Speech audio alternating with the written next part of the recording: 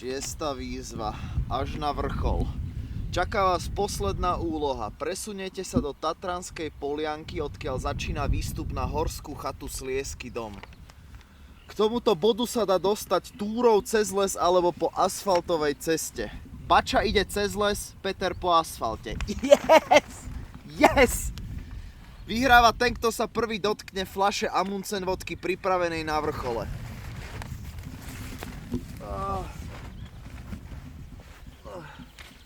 No som síce zničený ako sviňa, ale myslím si, že ten tatranský pavúčik chudý tú túru cez les nezvládne a na vrchole budem prvý ja. Ideme do Tatier.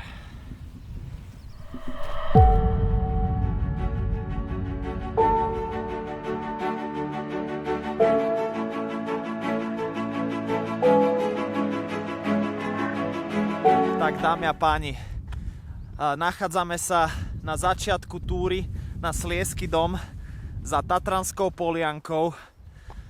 Začína nám normálne trošku snežiť a ako tak pozerám na tie Tatry predo mnou, tak je tam neuveriteľná hmla. Vy to určite neuvidíte, pretože je tam strašná hmla. Predo mnou by mali byť ozrutné monumentálne Tatry a je tam obyčajná hmla.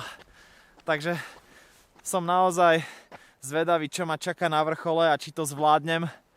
Ale ja to zvládnem. Poďme.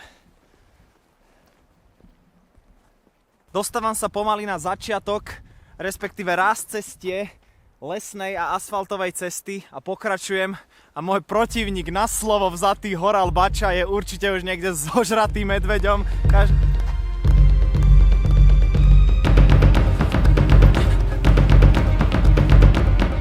Ako môžete vidieť, sneží čoraz hustejšie. Začína byť aj dosť veľká hmla a nevidím až tak veľmi dobre pred seba. Je dosť chladno, ale to mňa nezastaví. Ideme na vrchol, priatelia.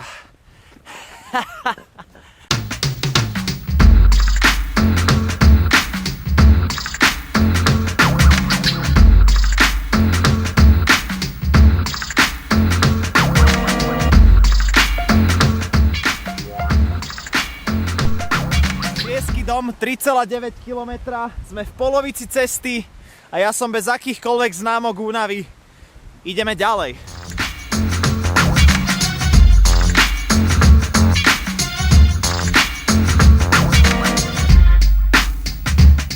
Dámy a páni, už mrznú mi prsty a je hrozne veterno, ale pozrite na tento výhľad.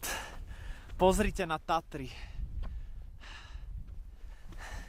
Cítim sa úžasne, Sliesky dom je cca, povedal by som, že tak kilometr odo mňa a verím tomu, že víťazstvo bude moje. Poďme.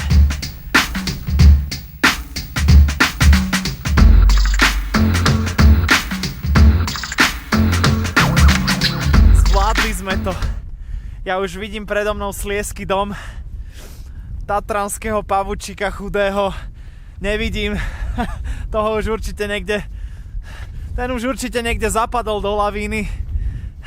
Takže myslím si, že víťazom tejto 6. výzvy sa stáva kto iný ako... Ty kokos, on tam beží. Tam beží.